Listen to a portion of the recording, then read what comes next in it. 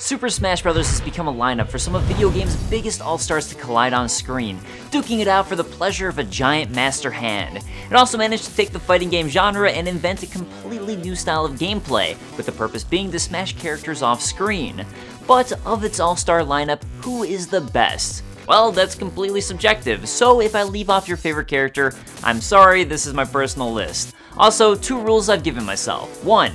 I'm not going to mention the holy trinity of Mario, Link, and Samus because they're too obvious. These characters are the foundation of Nintendo, and a Smash Bros. Without them would be like a cake with only icing.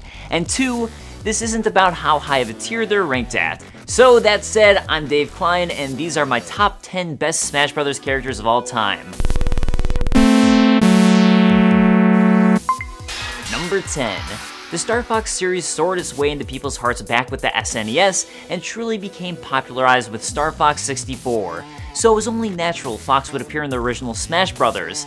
And with his ability to both keep enemies at a distance with blaster shots, as well as his amazing speed and upwards attack, Fox became an instant favorite amongst many players. The most recent Star Fox games may not be doing too hot, but at least Fox continues to maintain his legacy with Smash Bros. 4. Number 9.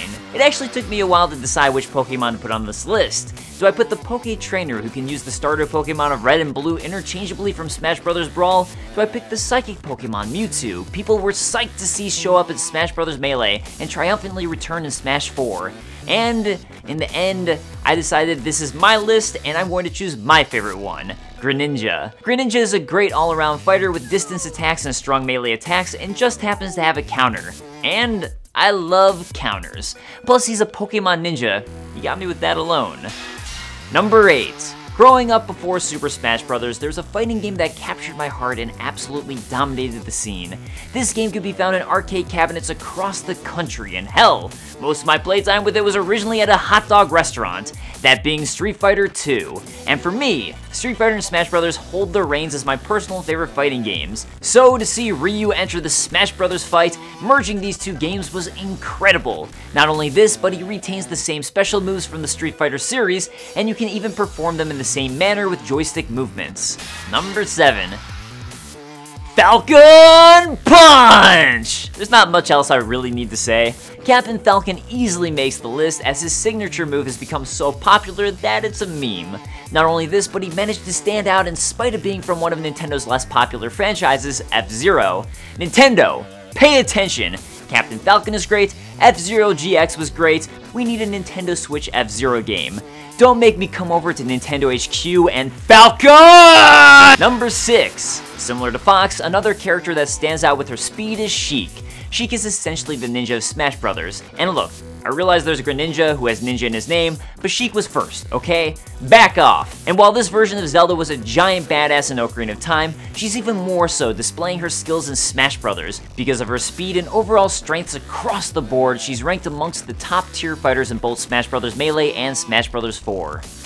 Number 5. I may be a little biased here as Kirby was my very first main with Smash Bros. 64, but he's been nerfed so much since then that, well, he's not anymore. That said, he's still a huge Nintendo character, and his ability to float makes him super resilient to being knocked out, even despite having low defense.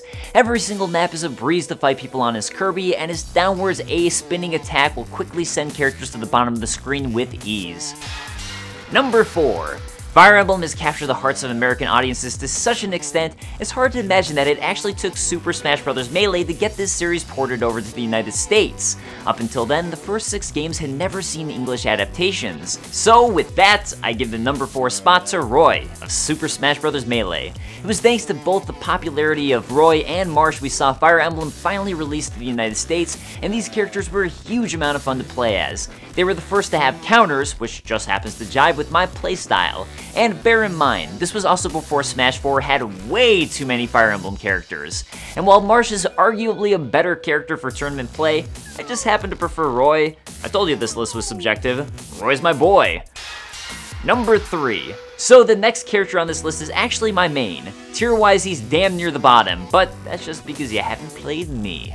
Little Mac from Punch-Out! Punch-Out is a game that hasn't seen too many adaptations since the original NES title, but this game is probably the reason why I love boxing as a sport. So seeing Little Mac revived for a fighting game seems like the perfect way to bring him back and honor the character. He's also nothing like any other characters with a super quick and effective ground game, and yet absolute crap when it comes to anything in the air. Like him or not, it's this risk and reward that makes him such an absolute blast to play with. Number 2. When Smash Bros. Melee came out, one thing that stood out was the sheer number of unlockable characters. And because this was before Nintendo would announce all of their characters ahead of time in a Nintendo Direct, it was thrilling to unlock someone. And one day, the magazine EGM released an article that you could unlock a new character by defeating 20 enemies in Cruel Melee. I don't think Nintendo thought this was really possible, because after spending hours, I did this, and the game erased my data. So I spent hours doing it again, only to find out that unlocking Sonic in Super Smash Bros. Melee was just a giant April Fool's joke by EGM. But then, Super Smash Bros. Brawl made this a reality. Sonic facing Mario in Super Smash Bros. For anyone who grew up during the Super Nintendo and Sega Genesis era, this was exactly the thing you'd been waiting to see for over 10 years, and that sheer epicness alone earned Sonic a number 2 spot. Number 1. So who could possibly top Sonic? You have Mario and Nintendo's number 1 rival, Sonic, squaring off with Super Smash Bros. Brawl. Is there anyone who could possibly cause more excitement? And the answer is yes.